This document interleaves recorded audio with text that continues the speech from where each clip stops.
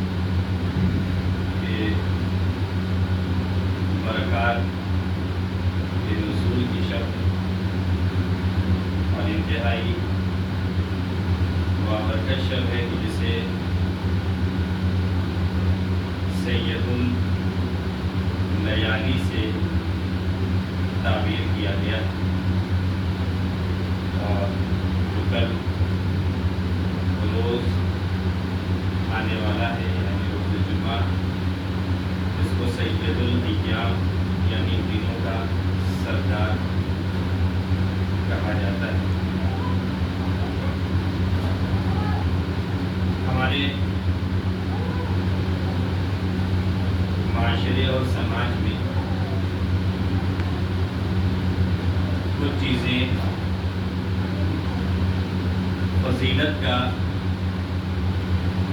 سبب قرار دی گئی ہیں، اور اگر وہ چیزیں کہیں دکھتی ہیں تو انسان اس کی فضیلت کا قائل ہوتا ہے اور یہ مانتا ہے کہ جس کے پاس یہ چیز ہے وہ صاحب فضیلت۔ سب سے پہلا معیار جو معاشرے میں قائم کیا گیا ہے اور جس کے اعتبار سے فضیلت دی گئی ہے وہ ہے مرد عورت کا معیار، کہ اگر کوئی مرد ہے تو اسے صاحب فضیلت سمجھا جاتا ہے، اور کوئی خاتون ہے تو اس کا وہ مقام اور مرتبہ نہیں ہوتا. اور اس کی واضح مثال ہمارے یہاں ولادت کے وقت پر ہم سب محسوس کرتے ہیں کہ اگر کسی کے یہاں بیٹا ہوتا ہے تو خوشی کا عالم دوسرا ہوتا ہے، اور اگر بیٹی ہوتی ہے تو خوشی کا اظہار دوسرے انداز سے کیا جاتا ہے. یہ فرق ہونا خود اس بات کی طرف اشارہ کر رہا ہے کہ ہمارے سماج میں مرد کو، بیٹے کو اہمیت حاصل ہے، لیکن خاتون کو، بیٹی کو وہ مرتبہ نہیں حاصل ہے. جبکہ یہ نظریہ قرآن مجید کے خلاف ہے، کہ قرآن مجید اس نظریے کا انکار کرتا ہے اور اس کی مخالفت کرتا ہے. قرآن مجید اس نظریے کو پیش کرتا ہے کہ نہ مرد ہونا صاحب فضیلت ہے، نہ مرد ہونا فضیلت کا معیار ہے، اور نہ خاتون ہونا فضیلت کا معیار ہے، بلکہ جو چیز معیار ہے وہ ہے کردار. اگر کردار ہے تو مرد بھی صاحب فضیلت ہے، اور اگر کردار ہے تو عورت بھی صاحب فضیلت ہے. اگر کردار نہیں ہے تو مرد کتنا ہی اپنے آپ کو مرد کہے، اس کی کوئی حیثیت اسلام کی نگاہ میں نہیں. اور اگر کوئی خاتون صاحب کردار نہیں ہے تو کوئی اس کا مرتبہ اسلام کی نگاہ میں نہیں. اسلام نہ مرد ہونے کو دیکھتا ہے، نہ عورت ہونے کو دیکھتا ہے، نہ بیٹے کی مدح کرتا ہے، نہ بیٹی کی تعریف کرتا ہے، بلکہ اسلام جس چیز کی تعریف کرتا ہے وہ ہے کردار. اگر کردار پایا جاتا ہے تو انسان صاحب فضیلت ہے.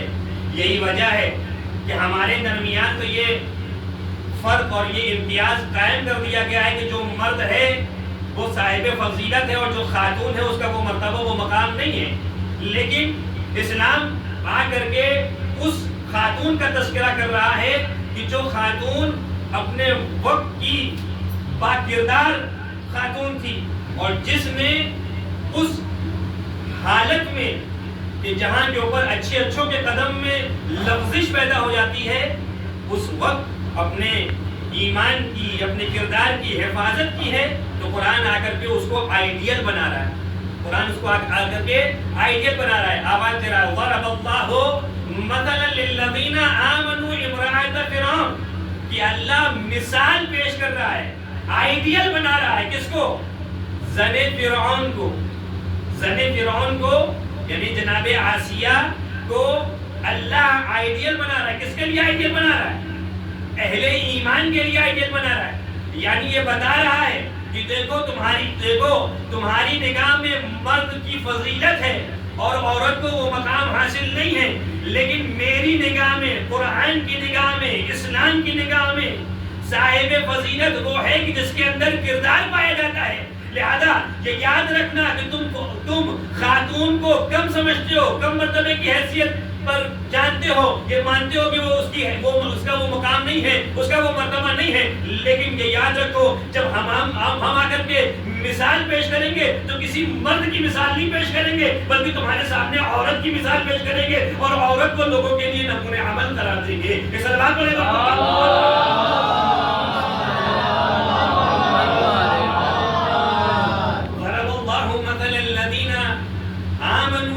امرأۃ فرعون، کہ اللہ مثال پیش کر رہا ہے اہل ایمان کے لیے. یعنی اہل ایمان کے لیے اگر کسی کو آئیڈیل بنایا جا رہا ہے تو وہ زن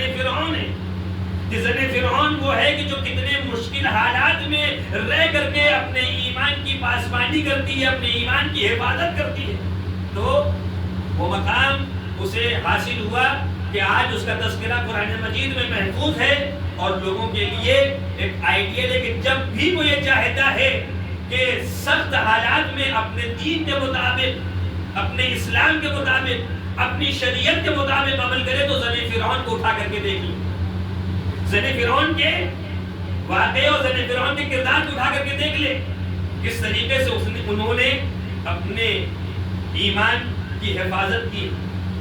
تو یہ معیار ہمارے یہاں قرار دیا گیا ہے مرد اور عورت کا، اسلام کے یہاں یہ مرد اور عورت کا کوئی کردار نہیں ہے، مرد اور عورت کا کوئی معیار نہیں ہے، معیار اصل کردار ہے، اگر کردار ہے کسی کے یہاں وہ صاحب فضیلت۔ دوسری چیز جو ہمارے سماج اور معاشرے میں فضیلت کا سبب مانی جاتی ہے، اور یہ کہا جاتا ہے کہ اگر کسی کے یہاں یہ چیز ہے تو وہ صاحب فضیلت ہے، اور اگر نہیں ہے تو اس کا وہ مقام، وہ مرتبہ ہمارے معاشرے اور سماج میں تو نہیں۔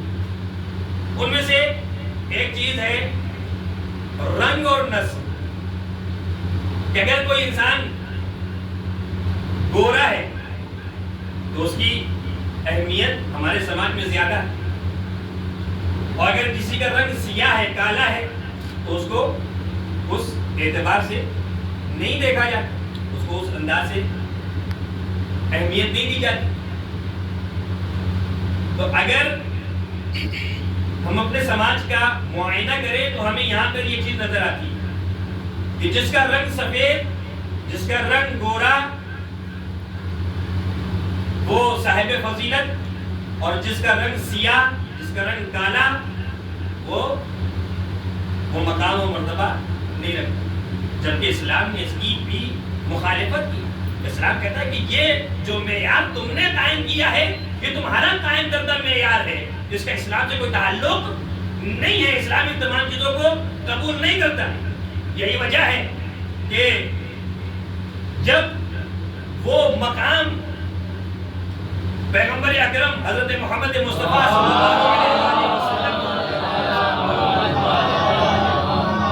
دینا ہوا، جو سب سے بڑا مقام تھا، جو سب سے اونچا مقام تھا، جس جگہ کے اوپر پہنچنا ہر ایک کے بس کی بات نہیں تھی، جب وہ مقام دینے کی بات آئی ہے تو آپ نے ان لوگوں کا انتخاب نہیں کیا کہ جن کے رنگ سفید تھے، جن کے رنگ گورے تھے، جن کے رنگ صاف تھے، ان کا انتخاب نہیں ہوا، بلکہ انتخاب کس کا ہوا ہے؟ جناب بلال کا ہو رہا ہے، جناب بلال کا انتخاب ہو رہا ہے۔ جناب بلال کون ہے؟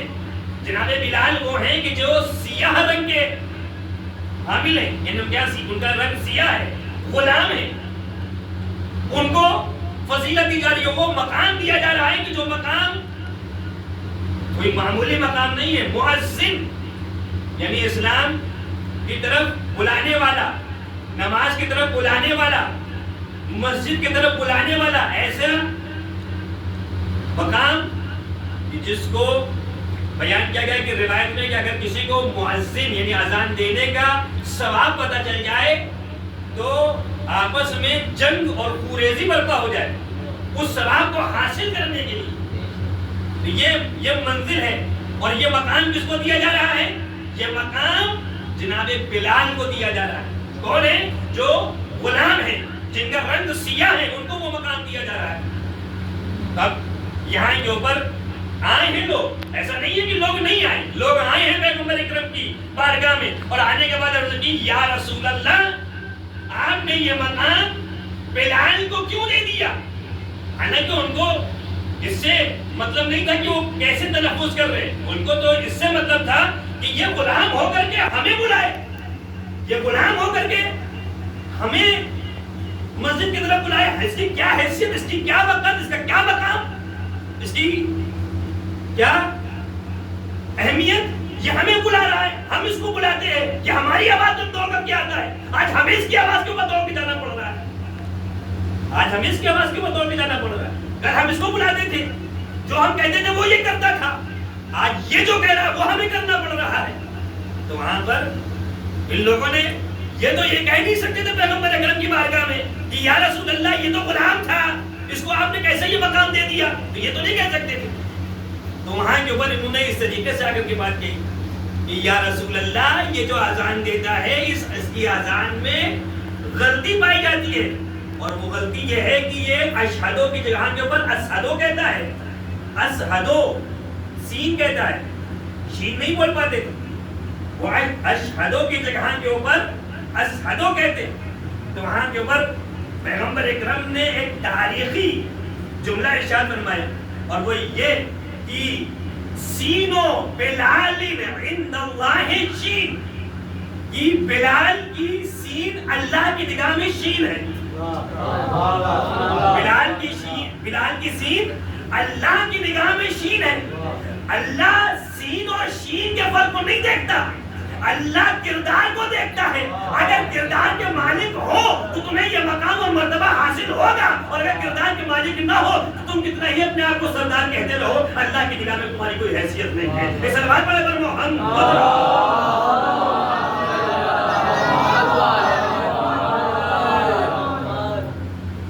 تیسرا معیار جو ہمارے سماج اور معاشرے میں قائم ہے اور اسلام نے اس کی مذمت کی، اس کو نکارا، وہ ہے بزرگ اور بچے کا، یعنی سینوں سال کا امتیاز ہمارے معاشرے میں قائم ہے. لہذا اگر کوئی بڑا ہے بزرگ ہے، تو وہ اگر کوئی بات کہہ دے چاہے غلط ہی کیوں نہ کہہ رہا ہو، اس کی بات کو تسلیم کیا جاتا ہے.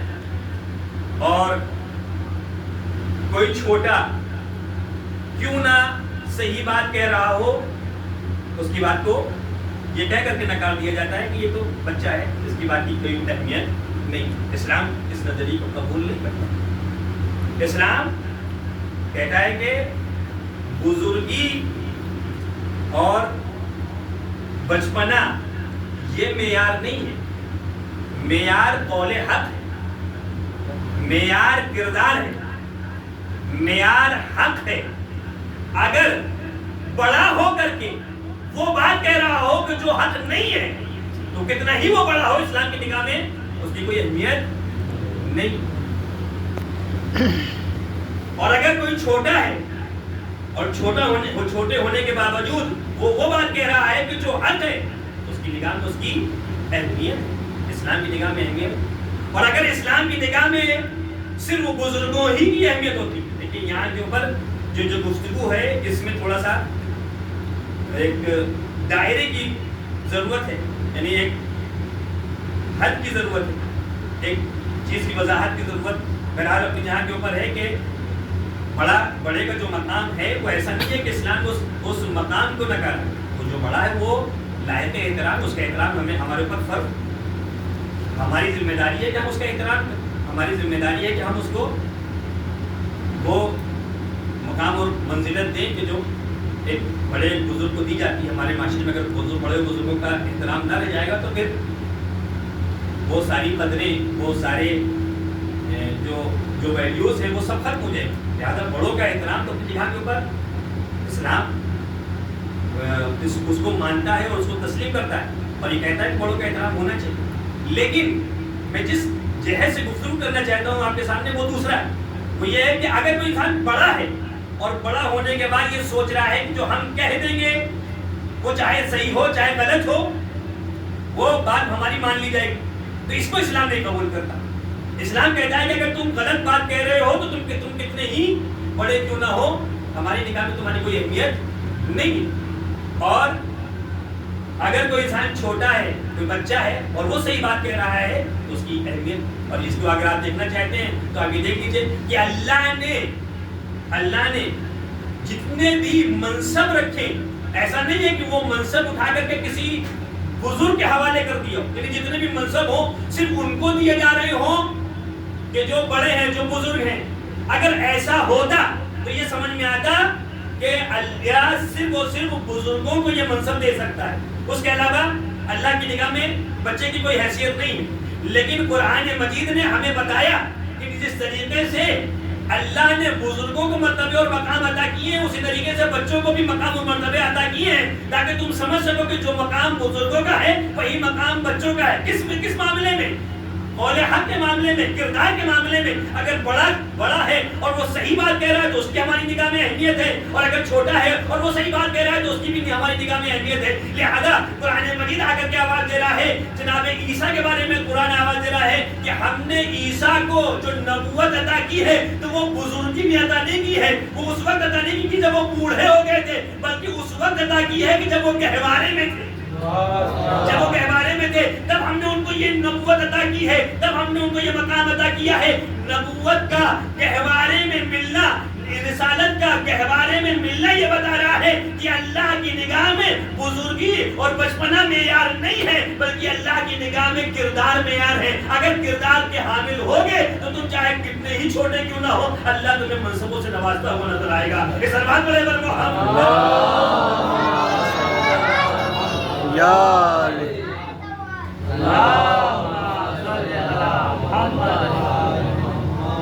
اللہ تمہیں مرتبوں اور منصبوں سے نوازتا ہوا نظر آئے. اور آخری جو معیار, بس یہ چوتھا معیار میں آپ کو سمجھا کروں اور گفتگو کو آگے بڑھاؤں کہ یہ چوتھا معیار جو ہمارے یہاں قائم ہے وہ معیار قوم اور قبیلے کا ہے.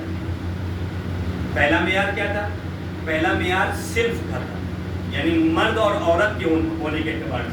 یہ پہلا معیار جو ہمارے معاشرے میں رائج ہے اور ہم بڑے ہی اہتمام سے ان تمام باتوں کو پیش کرتے ہیں اور یہ کہتے ہیں کہ بھائی ہمارے یہاں یہ صورتحال ہے. اور اس کا ہم اندازہ ولادت کے وقت پہ لگا سکتے ہیں کہ کس طریقے سے بیٹے کی ولادت کے اوپر انسان خوشی مناتا ہے اور بیٹی کی ولادت کے اوپر انسان کے یہاں وہ خوشی نظر نہیں آتی. بہرحال یہ سماج ہے کہ جو ہمارے یہاں ہے. پہلا معیار صنف کے اعتبار سے ہمارے سماج المعیار معاشرے میں قائم. دوسرا معیار رنگ اور نسل کے اعتبار سے, کہ اگر کوئی رنگ اور نسل کا مالک ہے تو اس کو بافضیلت سمجھا جاتا ہے, اور اگر کوئی کم ہے رنگ کے اعتبار سے اور نسل کے اعتبار سے اگر کوئی اس منزل کے اوپر نہیں ہے تو اسے کم سمجھا جاتا ہے. اگر کوئی انسان سید ہے تو اس کی اہمیت ہے چاہے اس کا کردار کچھ بھی نہ ہو, اور اگر کوئی غیر سید ہے تو اس کی کوئی حیثیت نہیں ہے چاہے وہ کردار کتنا ہی گھنی کیوں نہ ہو. تو یہ ہمارے سماج اور معاشرے کی دین ہے کہ جو اس معیار کو قائم کرتا ہے. تیسرا جو معیار ہے وہ سن اور سال کا ہے جو ہمارے درمیان قائم ہے, اس کو اسلام آ کر کے رد کرتا ہے. اور چوتھا معیار قوم اور قبیلے کا, کہ بعض لوگ اپنے آپ کو جس قبیلے سے ملحق کرتے ہیں, یعنی ہمارے سماج میں یہ مانا جاتا ہے کہ کوئی انسان فلاں خاندان سے تعلق رکھتا ہے تو اس کی اہمیت ہے, اور اگر اس خاندان سے اس کا تعلق نہیں ہے تو کوئی اہمیت نہیں. یہ ہمارے یہاں ہے, جبکہ یہ اس نظریے کو بھی اسلام نے قبول نہیں کیا. اور اگر اس نظریے کو اسلام قبول کرتا تو قرآن ابو لہب کی تعریف کرتا ہوا نظر آتا, ابو لہب کے اوپر لعنت بھیجتا ہوا نظر آتا.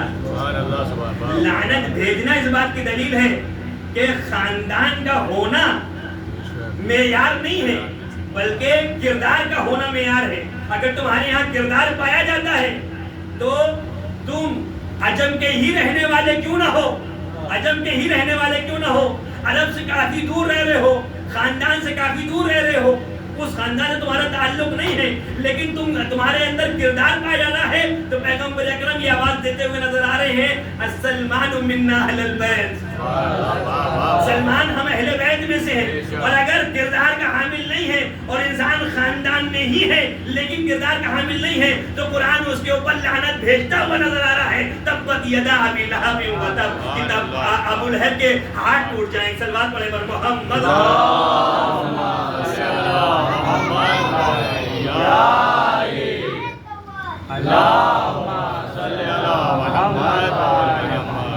یہ چار معیار ہیں جو ہمارے سماج اور معاشرے میں قائم کیے گئے, اور اس کی اسلام نے مخالفت کی ہے. اور ایسا نہیں ہے کہ ڈھکی چھپی مخالفت کی ہو, بلکہ علل اعلان آ کر کے اس کی مخالفت کی اور واضح کیا کہ یہ جو تم نے معاشرے میں معیار قائم کر دیا ہے یہ معاشرے میں معیار نہیں ہونا چاہیے۔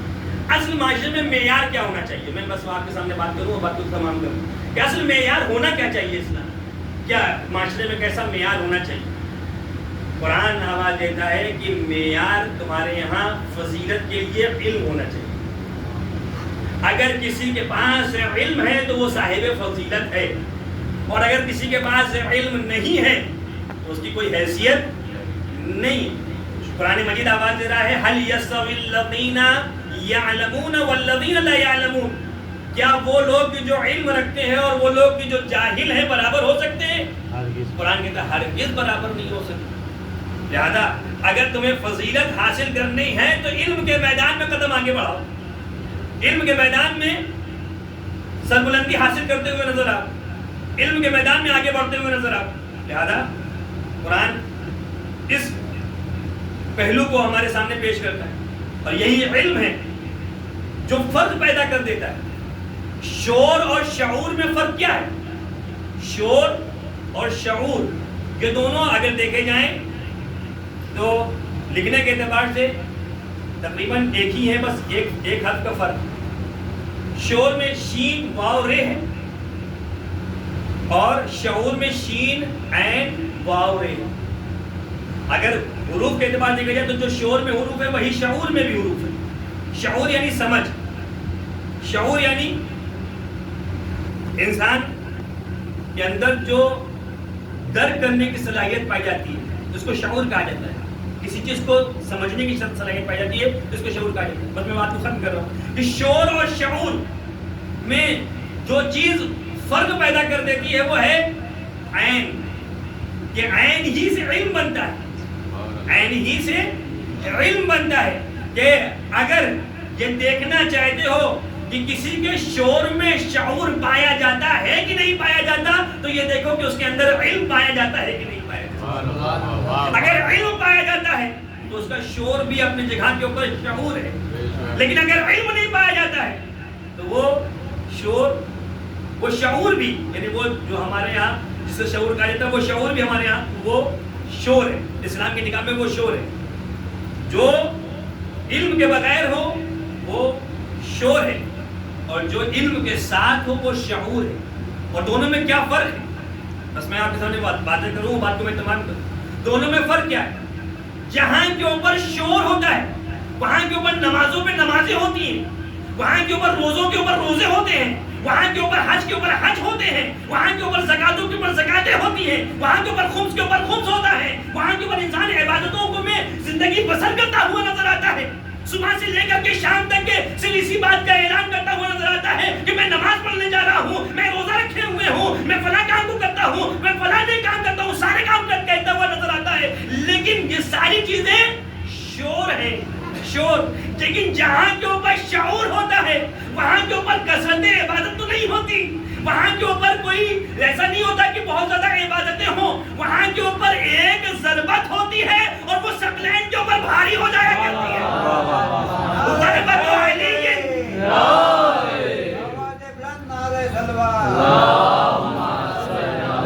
ضربت علی یوم الخندق افضل من عبادت الثقلین، کہ علی کی ایک ضربت ثقلین کی عبادت کے اوپر بھاری ہے۔ اس سلوات پڑھے پر محمد۔ جہاں کے اوپر شعور کے ساتھ شعور ہوتا ہے وہاں کے اوپر ایک ضربت ثقلین کی عبادت کے اوپر بھاری ہو جایا کرتی ہے، اور جہاں سے وہ صرف شعور ہوتا ہے وہاں صبح سے لے کر شام تک انسان اپنے کاموئی کو کنایا کرتا ہے کہ ہم نے فلاں وقت میں نماز پڑھی، ہم نے نماز شب پڑھی، ہم نے کار خیر انجام دیا، ہم نے یہ کیا، ہم نے وہ کیا، یہ ساری چیزیں انسان کہتا ہے۔ لیکن جہاں پر شعور ہوتا ہے وہاں کے اوپر انسان اپنی عبادتوں کے اوپر نازا نہیں ہوتا، اپنی عبادتوں کے اندر خلوص پیدا کرتا ہے۔ لہذا جب خلوص کے ساتھ کوئی تلوار چلتی ہے تو وہ ایک ہی ضربت کیوں نہیں ہو، ثقلین کی عبادت کے اوپر بھاری ہو جائے گا۔ اور بھائی عزیزان گرامی، میں آپ کے سامنے کہوں کہ شعور اور شعور میں کیا فرق ہے۔ آگے دیکھیں کہ جناب سلمان ہے، جنگ خندق ہے، پیغمبر اکرم نے یہ اعلان کر دیا کہ جو بھی علی کی فتح کی خبر لے کر کے آئے گا اس کے لیے جنت واجب ہے. اب بس یہاں کے اوپر جن کے یہاں شور تھا وہ دوڑ پڑے میدان کی طرف اور ایک کے اوپر سبقت لیتے جا رہے ہیں. ایک سے آگے ہر ایک آدمی دوسرے سے آگے نکلنے کی کوشش کر رہا ہے کہ وہاں پہنچ کر کے علی کی جنگ کا نظارہ کریں اور نظارہ کر کے سب سے پہلے پیغمبر اکرم کو خبر دیں تاکہ اس کے ذریعے سے ہمیں جنت مل جائے اور ہم جنت کے حقدار ہو جائیں. لیکن یہیں کے اوپر ملتا ہے کہ جناب سلمان اپنی جگہ کے اوپر بیٹھے رہے.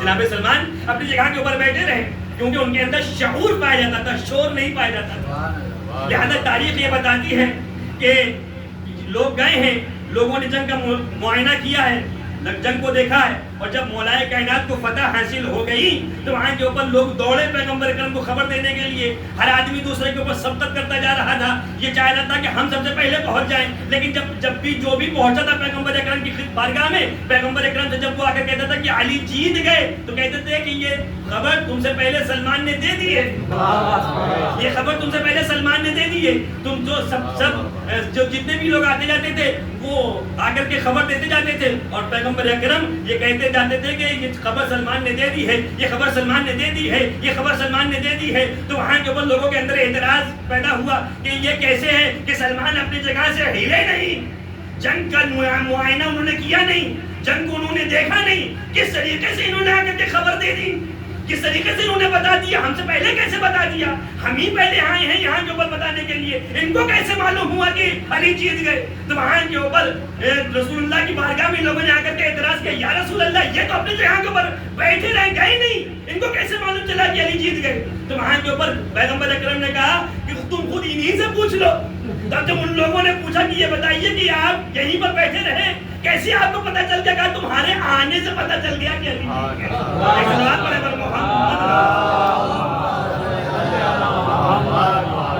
تمہارے آنے کا انداز بتا رہا تھا کہ علی جیت گئے. بس جہاں کے اوپر شور ہوتا ہے وہاں کے اوپر عبادتیں دوسرے انداز سے ہوتی ہیں, اور جہاں کے اوپر شعور ہوتا ہے وہاں پر انسان عبادتوں کو آسانی کے ساتھ انجام دے لیا کرتا ہے اور جنت کا حقدار بن جائے. اور پھر دوسری چیز ہے ایمان. ہمارے سماج اور معاشرے میں جس کو سبب فضیلت قرار دیا گیا ہے, یعنی قرآن کی نگاہ میں جو چیز فضیلت کا معیار ہے وہ ہے ایمان. لہذا تاریخ یہ بتاتی ہے کہ جس کے ہاں ایمان ہے وہ سب سے آگے. اپنے بات کو ختم کرو, جس کے ہاں ایمان ہے وہ سب سے آگے. قرآن کہتا ہے کہ افمن کان مؤمنا کمن کان فاسق, کیا وہ کہ جو مومن ہے اور وہ کہ جو فاسق ہے کبھی برابر ہو سکتے ہیں. قرآن کہتا ہے نہیں, برابر نہیں ہو سکتے. مومن اور فاسق کبھی برابر نہیں ہو سکتے. لہذا ایمان اگر کسی کے یہاں ہے تو اس کو اسلام نے سراہا ہے. اور ایمان ہے کیا چیز؟ ایمان ہے خدا کی وحدانیت کو قبول کرنا, ایمان ہے رسول کی رسالت کو ماننا, اور آج ہمارے لیے ایمان ہے ولایت امیر المومنین.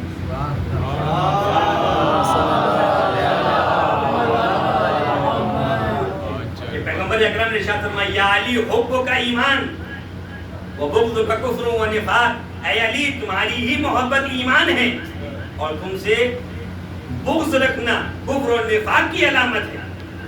لہذا یہ ایمان ہے کہ جو انسان کو فضیلت عطا کرتا ہے. اور ایمان ہمارے یہاں کیسے پتہ چلے گا؟ پیغمبر فرما رہے ہیں کہ علی کی محبت ایمان کی پہچان ہے, کہ اگر علی سے جتنی تمہاری محبت بڑھے گی اتنا تمہارے اندر ایمان بڑھتا چلا جائے گا. اور یہی وجہ ہے کہ جہاں کے اوپر ایمان نہیں, جہاں کے اوپر ایمان نہیں وہاں کے اوپر پیغمبر اکرم ارشاد فرماتے ہیں لو ان عبدا عبد اللہ فی مثل نوح فی قومه, لو ان عبدا عبد اللہ مثل نوح فی قومه, کہ اگر کوئی نوح کی عمر کے برابر عبادت کرے. نوح کی عمر, جناب نوح کی عمر 2500 سال بیان کی گئی, کہ اگر نوح کی عمر کے برابر کوئی انسان آ کر کے عبادت کرے اور وَلَهُ كَانَ مِثْلُ أُحَدٍ ذَهَبًا فَأَنْفَقَهُ فِي سَبِيلِ اللَّهِ، اور اس کے پاس کوہ احد کے برابر سونا ہو اور اس کو وہ راہ خدا میں خرچ کر دے، راہ خدا میں اس کو انفاق کر دے۔ اس کے بعد پیغمبر اکرم فرماتے ہیں کہ اگر کوئی وَمُدَّ فِي عُمْرِهِ حَتَّى يَحِجَّ أَلْفَ عَامٍ عَلَى قَدَمَيْهِ، اگر کوئی کسی کو اتنی عمر نصیب ہو جائے کہ وہ 1000 حج پاپیادہ کرے، پاپیادہ 1000 حج کرے، پیدل جا کر کے 1000 حج کرے، اور اس کے بعد پیغمبر اکرم فرماتے ہیں کہ قُتِلَ بَيْنَ الصَّفَا وَالْمَرْوَةِ مَظْلُومًا، صفا اور مروہ کے درمیان مظلوم قتل ہو جائے، ثُمَّ لَمْ يُوَالِكَ يَا عَلِي، اے علی تم سے اگر اس کے دل میں محبت نہیں پائی جاتی ہے تو لم یشم رائحۃ الجنہ، تو اس کے دل، اس کی ناک میں جنت کی خوشبو بھی نہیں جا سکتی اور نہ وہ جنت میں داخل ہو سکتا ہے۔ تو جس کے یہاں محبت علی ہوگی وہی ایمان کی منزل میں ہوگا، اسی کو جنت نصیب ہوگی، وہی جنت کا حقدار ہوگا جس کے اندر محبت علی پائی جائے گی۔ پیغمبر اکرم نے فرمایا کہ جتنا انسان عبادت کر لے وہ ساری عبادتیں اس کے منہ کے اوپر مار دی جائیں گی اگر ولایت امیر المومنین ساتھ میں نہ ہو، اگر ولایت امیر المومنین ساتھ میں نہ ہو۔ اور یہ ولایت وہ چیز ہے کہ جس میں کسی کو بخشا نہیں گیا، کسی کو بخشا نہیں گیا۔ اگر کوئی آ کر کے اس ولایت کا انکار کرتا ہے تو اس کے اوپر اللہ اپنا عذاب نازل کر دیتا ہے، اللہ اپنا عذاب نازل کرتا ہے۔ بس میں بات کو ختم کر رہا ہوں کہ قرآن مجید نے آ کر کے ایک موقع کو، ایک منظر کو ہمارے سامنے رکھا، اور وہ یہ کہ جب قرآن کو اللہ نے نازل کیا اور پیغمبر اکرم آئے ہیں قرآن کو لے کر کے، تو وہاں کے اوپر انہوں نے کہا کہ اللہم ان کان ھذا ھو الحق فامطر علینا حجارۃ من السماء، اے میرے پروردگار اگر یہ تیری جانب سے حق ہے، اگر یہ تیری جانب سے حق ہے، فامطر علینا حجارۃ من السماء، تو ہمارے اوپر آسمان سے پتھر کی بارش کر دے۔ تو وہاں کے اوپر قرآن یہ کہتا ہے کہ ہم تمہارے اوپر عذاب نازل نہیں کریں گے، ہم تمہارے اوپر عذاب نازل نہیں کریں گے۔ کیوں نہیں کریں گے؟ ما کان اللہ لیعذبہم وانت فیہم، ہم تمہارے اوپر عذاب نازل نہیں کریں گے کیونکہ تمہارے درمیان پیغمبر ہے جس کو اللہ نے رحمت للعالمین بنا کر کے بھیجا ہے، وہ پیغمبر تمہارے درمیان ہے، لہذا جب تک کہ وہ موجود ہے اللہ عذاب نازل نہیں کرے گا۔ لیکن ایک موقع ہم نے یہ دیکھا کہ جہاں کے اوپر پیغمبر موجود تھے مگر آسمان سے عذاب نازل ہو گیا، آسمان سے عذاب نازل ہو گیا۔ وہ کوئی اور موقع نہیں ہے، وہ غدیر کا موقع ہے۔ یہ غدیر کے موقع کے اوپر جب حارث بن نعمان فہری پیغمبر اسلام کی بارگاہ میں پڑھا ہے، چونکہ اس کے سامنے یہ آیت تھی کہ جب پیغمبر موجود ہوں گے تو عذاب نازل نہیں ہوگا، لہذا یہاں کے اوپر ملتا ہے کہ اس نے ناکے کو کافی دور روک دیا اور پیغمبر اکرم سے بالکل قریب ہو گیا، اتنا قریب ہو گیا کہ اسے یقین تھا کہ یہاں کے اوپر عذاب آنے والا نہیں ہے۔ کہتا ہے کہ یا رسول اللہ آپ نے علی کو اپنی جانب سے بنایا ہے یا خدا کی جانب سے بنایا ہے؟ اگر آپ نے اپنی جانب سے بنایا ہے تو اللہ آپ کے اوپر عذاب نازل کرے، اور اگر آپ نے اللہ کی جانب سے بنایا ہے تو مجھ پر عذاب نازل کرے۔ بس جیسا ہی اس نے کہا، قرآن نے کہا سأل سائل بعذاب واقع، کہ سائل نے سوال کیا ہے کس کا؟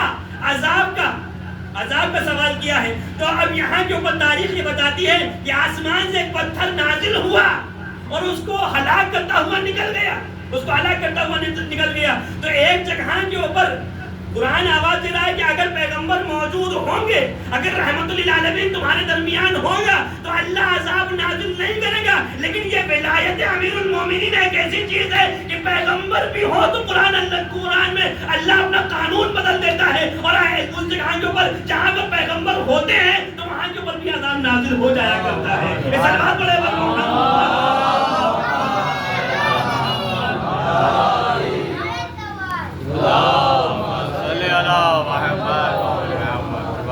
عذاب نازل ہو جایا کرتا ہے۔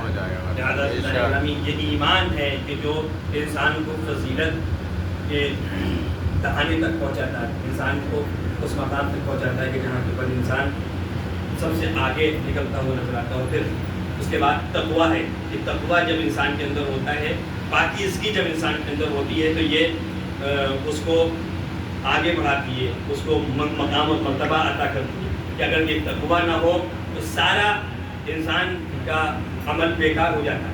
مولا کرام فرماتے ہیں کہ اجتناب السیئات اولا من اکتساب الحسنات، کہ برائیوں سے بچنا اچھائیوں کے انجام دینے سے بہتر ہے۔ انسان برائیوں سے بچنے کی کوشش کرے۔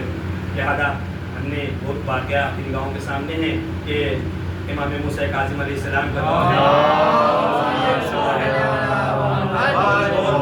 چوری کرتا ہے، جب کئی جگہوں سے چوری کرتا ہے اور چوری کرنے کے بعد وہ جا کر کے فقراء اور مسکین میں بانٹ دیا کرتا ہے۔ تو ہم یہاں کے پر امام موسیٰ کاظم علیہ السلام نے اس کی اس حرکت کو دیکھا تو اسے اپنے پاس بلایا، کہا کہ یہ تم کیا کر رہے ہو کہ تم چوری کر کے مسکینوں اور فقیروں میں بانٹ رہے ہو؟ تو وہاں پر اس نے کہا کہ کیا آپ نے قرآن مجید کو نہیں پڑھا؟ اس کے سامنے کہا جا رہا ہے قرآن مجید کو نہیں پڑھا، جو وارث قرآن ہے اس سے کہا جا رہا ہے کہ تم نے کیا آپ نے قرآن نہیں پڑھا؟ کہا کہ قرآن آواز دیتا ہے کہ کوئی انسان نیکی کرے گا تو اللہ اس کو 10 برابر اجر دے گا، اور اگر کوئی برائی کرے گا تو اسے صرف ایک ہی سزا ملے گی۔ تو اب یہاں کے اوپر وہ کہتا ہے کہ میں نے 3 چوری کی، میں نے 3 جگہ سے چیزوں کو کھایا، تو اللہ کہتا ہے کہ جو برائی کی جزا ایک ہی ہے۔ تو اگر آپ دیکھیں تو کہ اگر 10 ہمیں اجر ملا ہے تو اس 10 میں سے اگر آپ 3 کو مائنس بھی کر دیں، گھٹا بھی دیں، تو 7 اجر اپنے جہاں کے اوپر محفوظ ہے۔ تو وہاں کے اوپر امام موسیٰ کاظم علیہ السلام نے فرمایا کہ تم نے یقیناً قرآن پڑھا لیکن قرآن کو سمجھے نہیں، کیونکہ تم وارث قرآن سے دور ہو۔ وارث قرآن بتاتا ہے کہ اصل عمل کب قبول ہوتا ہے۔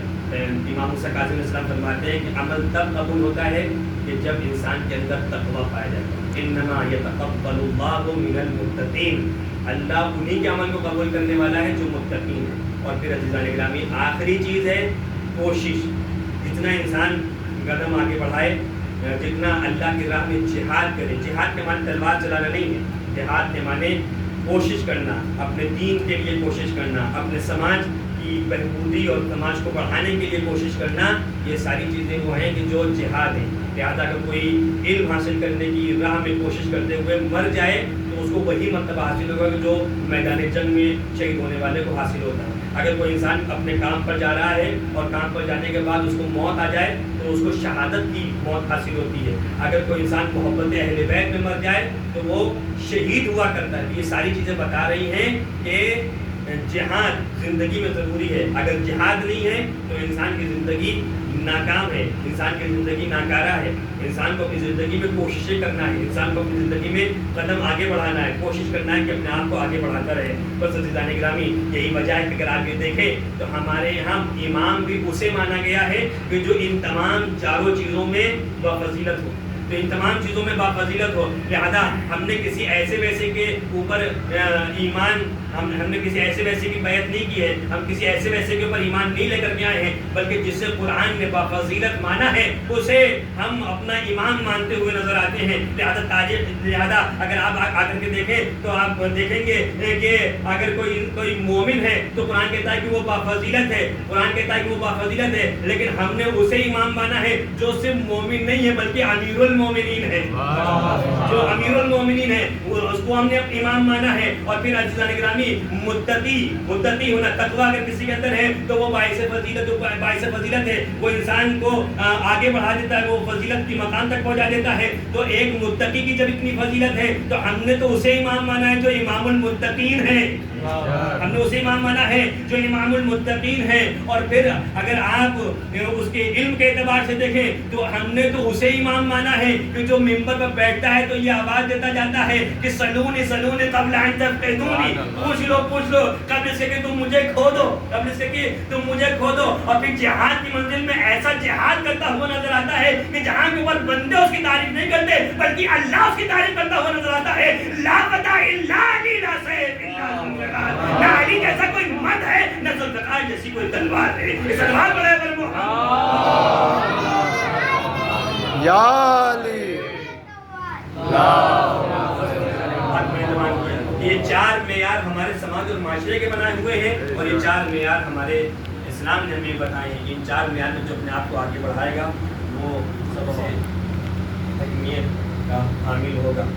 اور بس ابھی دیکھیں کہ کربلا میں امام حسین علیہ السلام نے انہی 4 معیاروں کو قائم کیا کہ آپ کے یہاں دل کی جب منزل آئی تو جہاں کے اوپر لشکر پہ لشکر آ رہے تھے وہاں کے اوپر آپ نے ایک ایسی شخصیت کو بلایا کہ جو اپنے وقت کا فقیہ اور آواز دی کہ میں رجل فقیہ کو خط لکھتا ہوں اور رجل فقیہ حبیب المذاہب کو بلایا. اور ایمان کی اگر باری دیکھی جائے ایمان کی منزل دیکھی جائے ایمان التقوی کی منزل دیکھی جائے تو وہاں کے اوپر ابھی دیکھیں کہ ایمان ایسا تھا کہ چراغ بجھا دیا گیا ہے اور کوئی جانے کے لیے تیار نہیں اور سب یہ کہتے ہوئے نظر آ رہے ہیں کہ یبن رسول اللہ آپ کے بعد کی زندگی کس کام کی. اگر آپ کے ساتھ نہ رہ سکے تو پھر اس زندگی کی کوئی حیثیت ہماری نگاہ میں نہیں ہے. ہمیں ایک مرتبہ کیا 70 مرتبہ بھی قتل کر دیا جائے اور دوبارہ ہمیں زندگی عطا کی جائے تو ہم آپ کا ساتھ چھوڑ کر کے جانے والے نہیں ہیں. یہ ایمان کی منزل ہے. تبھی آج کربلا زندہ ہے جہاں کے اوپر وہ فضیلتیں وہ معیارات جو اسلام نے پیش کیے ہیں ان معیارات کو زندہ کیا جائے گا تو انسان اس سے جامدہ بن جائے گا. اس سے انسان کی عزتوں میں اضافہ ہوگا. انسان کی زندگی اس انسان مرنے کے باوجود بھی حیات پا جائے گا اور ایسی حیات کی جو کبھی ختم ہونے والی نہیں ہے. بس عزیزان گرامی آگے دیکھیں تقوی کی منزل یہ ہے کہ سخت حالات آتے ہیں تو انسان برائیوں میں مبتلا ہو جاتا ہے لیکن وہاں کے اوپر سخت حالات آئے ہیں تو چھوٹے چھوٹے بچے بھی ہیں تو وہ بھی اپنے دین اور اپنے ایمان کے اوپر باقی ہیں اور کوئی بھی نہیں ہے کہ جو اس پیاس کے عالم میں یزید کی طرف جاتا ہوا نظر آئے.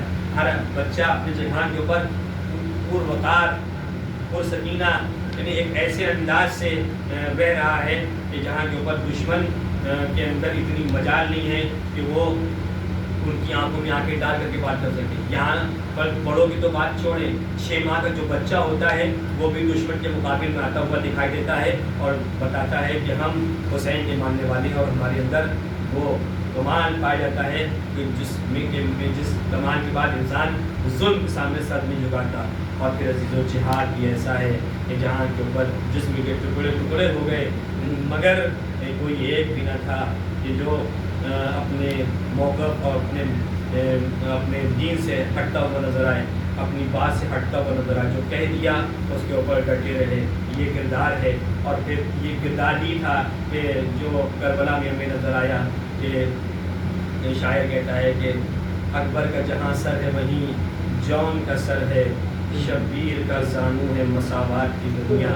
یہ معیار قرآن نے یہ معیار جو قرآن نے پیش کیا تھا اس معیار کو عملی حسین نے بتایا. حسین نے یہ کہا کہ جہاں کے اوپر اکبر کا سر ہے جہاں شہزادے کا سر ہے وہیں پہ غلام کا سر ہے. شبیر کا زانو ہے مساوات کی دنیا.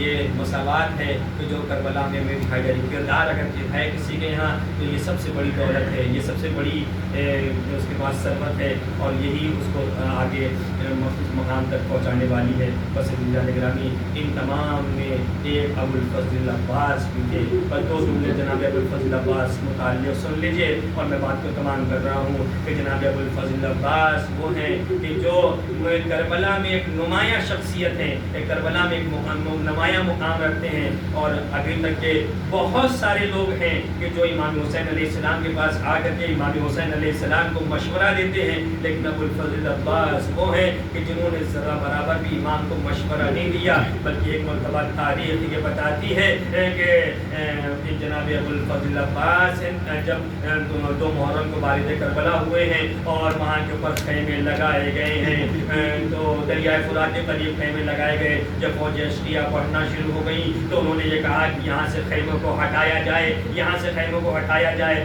دور یہاں دریا سے دور خیموں کو لگایا جائے. تو وہاں کے اوپر جناب ابو الفضل عباس نے خط کھینچ دیا کہ کسی جس کی مجال ہے وہ اس خط کو پار کر کے ڈر آ جائے تو پھر وہ یہ دیکھے گا کہ اپنا کیا انجام ہونے والا ہے. بس عزیزان گرامی یہ خبر زینب الکلیہ مقام تک پہنچی ہے تو ہم یہاں پہ تاریخ بتاتی ہے کہ امام حسین علیہ السلام نے جناب زینب سے یہ کہا ہے زینب میں نے عباس کو ہر مقام کے اوپر روکا میں نے عباس کو ہر جگہ کے اوپر یہ کہہ کر کے منع کیا اے عباس کربلا نہیں ہے اے عباس کربلا نہیں ہے مگر اب وہ منزل آ گئی ہے کہ کربلا ہے لہذا میں کس طریقے سے عباس سے کہوں کہ عباس یہ کربلا، اے عباس ابھی مقام جنگ نہیں ہے، میں کس انداز سے کہوں اے زینب تم عباس کو سمجھاؤ. بس عزیزو یہاں کے اوپر حسین جناب زینب نے جناب ابو الفضل عباس کو بلایا ہے، اور بلانے کے بعد کہتی ہے بھیا عباس، اے بھیا عباس، آقا حسین کی خواہش ہے کہ جہاں کے اوپر خیمے لگائے گئے ہیں وہاں سے خیموں کو ہٹا دیا جائے اور اس جگہ کے اوپر خیمے لگائے جائیں کہ جہاں کے اوپر یہ فوج اشتیا کہہ رہے ہیں. بس عزیزوں عباس نے جن ہاتھوں سے خیموں کو لگایا تھا انہی ہاتھوں سے خیموں کو نکالا ہے. بس یہاں کے اوپر ایک ماجرا ہے کہ جو تاریخ نے بیان کیا ہے وہ یہ ہے کہ عباس نے یہ ایک مرتبہ امام حسین علیہ السلام سے سنا کہ امام نے فرمایا عباس ایک وقت وہ ہوگا کہ جب میں تمہیں بلاؤں گا تو تم آؤ گے نہیں، میں تمہیں بلاؤں گا تو تم آؤ گے نہیں. عباس نے اپنے اعتبار سے یہ سوچا کہ ہو سکتا ہے کہ میں سو رہا ہوں اور اس وقت میرا امام مجھے بلائے اور میں امام کی نصرت کو نہ جا سکوں، میں امام کی آواز کے اوپر لبیک نہ کہہ سکوں. بس یہاں کے اوپر تاریخ یہ بتاتی ہے عباس نے سونا چھوڑ دیا. نہیں سوتے تھے، نہ دن میں سوتے تھے نہ رات میں سوتے تھے. ایک مرتبہ جناب زینب نے دیکھا کہ عباس کی آنکھیں سرخ ہو گئی ہیں. ایک عجیب حالت ہے عباس کی. آواز دی بھیا یہ کیسی تمہاری حالت محسوس کر رہی ہوں؟ آواز دی اے شہزادی میرے مولا نے کہا تھا عباس ایک وقت وہ ہوگا جب میں تمہیں بلاؤں گا اور تم نہ آؤ گے، میں تمہیں بلاؤں گا اور تم نہ آؤ گے. بس اب یہاں کے اوپر جناب زینب نے بھیا حسین کو بلایا. اے بھیا یہ آپ نے کیا کہہ دیا کہ عباس نے سونا چھوڑ دیا؟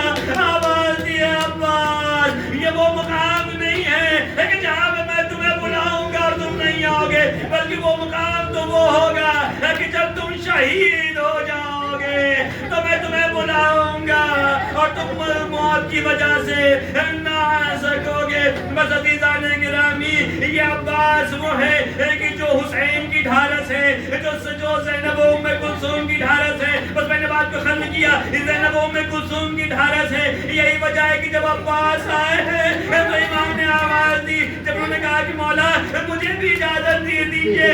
آواز دی میں تمہیں کیسے اجازت دوں؟ فَإِذَا مَضَيْتَ تَفَرَّقَ عَسْكَرِي اگر تم چلے گئے تو میری فوج کا کیا ہوگا؟ تم تو لشکر کے علمدار ہو.